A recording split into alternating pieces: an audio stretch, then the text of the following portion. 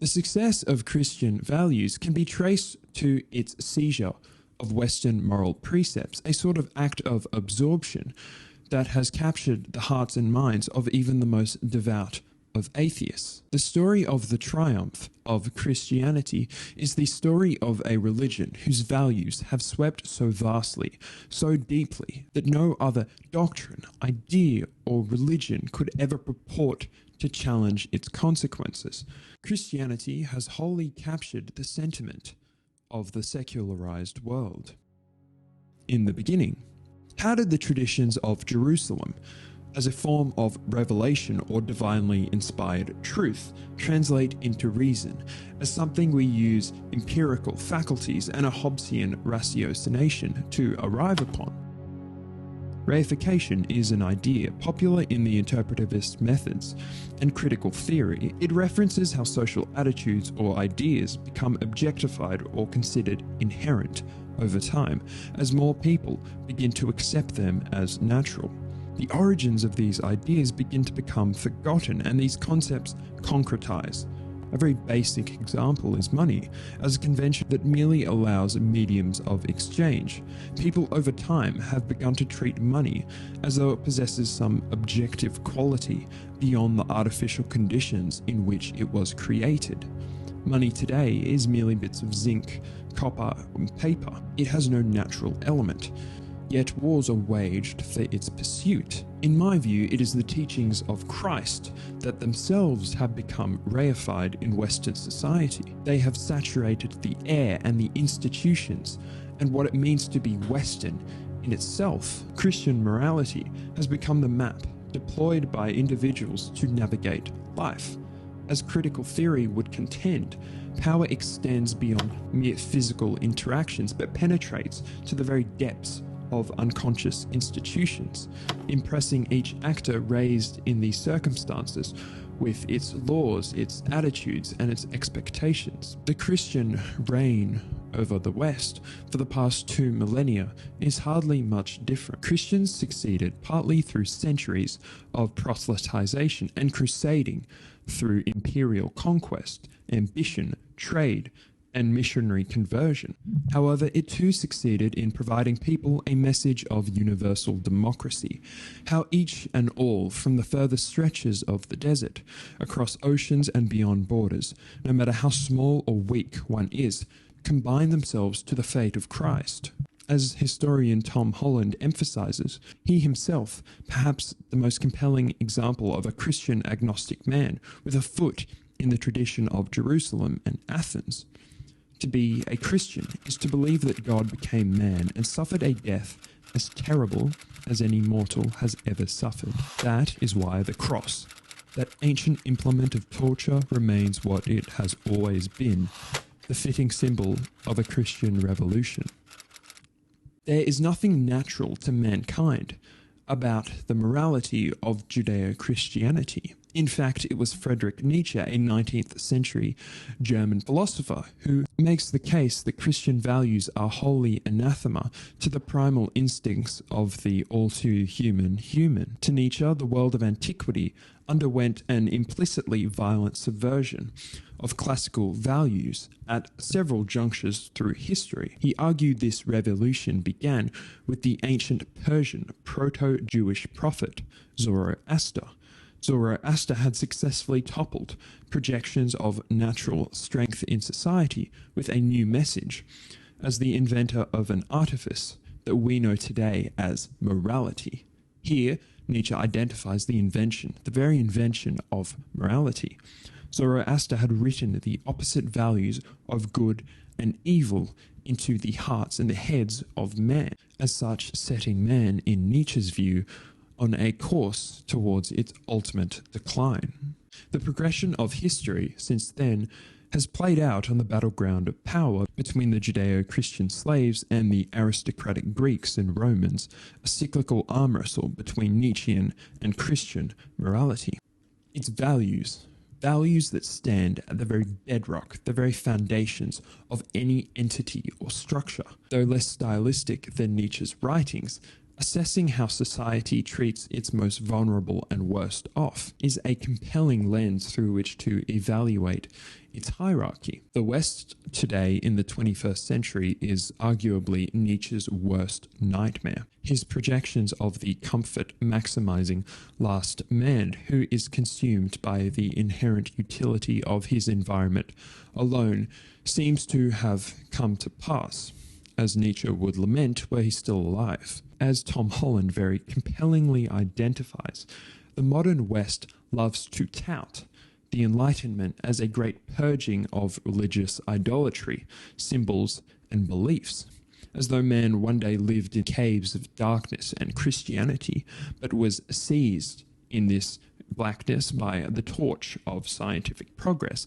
led into the light from this cognitive prison from whence he came, now woken from dark slumber, freed from theology's shackles, as Kant would exclaim most boldly of all, "Dare to know, have the courage to use your own understanding." This is therefore the motto of the Enlightenment, though as subversive and groundbreaking as the Enlightenment and the process of scientism has become, it has never truly shifted the dial of Christian ethics. In fact, if it's done anything, it has greatly reinforced Christian ethics, albeit through a secular lens. It has never toppled nor revised with any meaning the Christian morality wherein the meek shall inherit the earth. Enlightenment thinkers attempted to develop accounts that maintained the elevation of the self, but do so in a way promoted through reason and not revelation. As such, they wanted to access the differentiated being, but using the natural sciences, and try and maintain this speciality of man within the mechanistic material environment that surrounds him. The core of the Enlightenment was a humanist endeavor, prioritizing the self, but one attempting secularization by doing away with the metaphysical propositions and baggage of Christianity, a natural Christianity, so to speak, or a post-Enlightenment atheism. The Enlightenment ultimately would fail in locating the immortal soul within a natural context, as it set out to do. If you've ever questioned why the idea of desecrating another human's body, whether through murder or rape or assault, strikes one as so repulsive and unthinkably horrific, this very idea has its roots in a metaphysical lie, the untainted divinity of the human soul. A very modern idea is liberal humanism.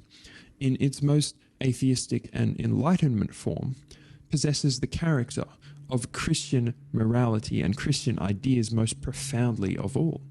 The essential form of liberal humanism is the right to self-determination, the right to a Christian dignity, and like the French existentialists who founded among the most significant leftist movements of the past century, a commitment to man whose essence is freedom.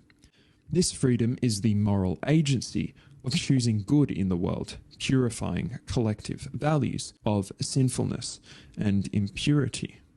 Goodness will triumph, so they say. The modern leftist movement bears many of the same flavors and ideas of Christianity at its very core.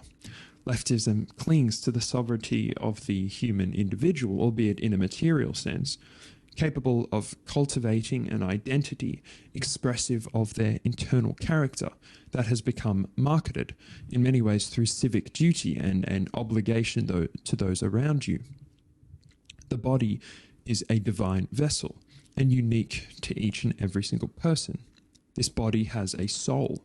It has no right to be corrupted or imposed non-consensually with external beliefs. The system of late modernity, too, believes in the universalization of its values.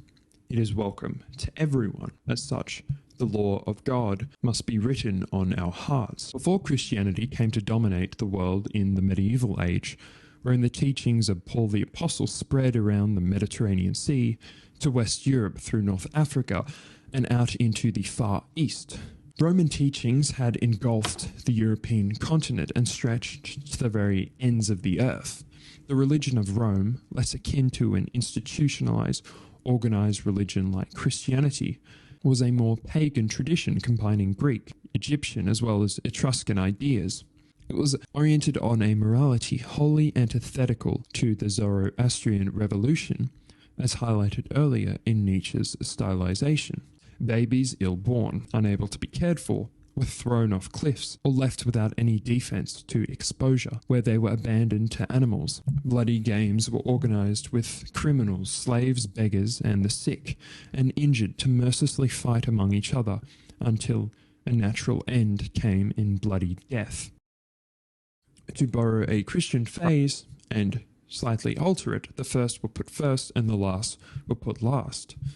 Charity and chastity were condemned, as the lowly were viewed as unworthy and too weak to enjoy the ripened fruits of greatness. It was not until Christ, the Son of God and of divine nature, had been subjected to a fate as repugnant and as low as any common man, had the time immemorial phrase of Christian teaching been realized, that the first will be last and the last will be first. So writes Holland, Christ, by making himself nothing, by taking on the very nature of a slave, had plumbed the depths to which only the lowest, the poorest, and most persecuted and abused of mortals were confined. To suffer as Christ had done, to be beaten and degraded and abused, was to share in his glory. Here it is not so far-fetched to contend that without the sheer magnitude of this historical revolution, that the welfare state might never have been realized, that the Universal Declaration of Human Rights might never have been signed, or a recognition that there is no difference between the peoples of the world, as all are God's children, no matter what race, gender, creed, culture, or religion. While somewhat skimming over the flaws that the West has been complicit to, and perhaps to a fault, are these ideas not still the very make-up, the very foundation of its ideas? Is Western man's struggle not an enduring and cyclical attempt to render society as egalitarian, as caring, as righteous and humble, and set on a course that spans towards justice? If not, then what else is the Western project? Now, above all, this is something to bear in mind, particularly when you make the case for human rights, or for the separation of church and state, or for the very idea that each human being on earth is vested with the exact same inherent dignity and worth as their neighbour. Western New Age atheist thinkers must at the very least relinquish this idea that they have total agency in their morality. As Hegel's perspective on history reveals, the present and the future is built upon the foundations of the past, which then evolves into necessity. Through time, what is contingent becomes necessity. You cannot have man without first having a worm, without first having bacteria, just as you cannot have atheism and a post-Christian future without a Christianity that comes first. The past is necessary for the future. Have we evolved as successors to Christianity in the lineage of Western ideas? We reflect upon Western history with part contempt for our sins and the acts of injustice, but with an eye towards what makes us so worthy, more ready and able to fight for the words written upon our hearts that tell us that love will triumph, so will compassion. As Holland likes to emphasize in the immortal phrasing of the Beatles, all you need is love.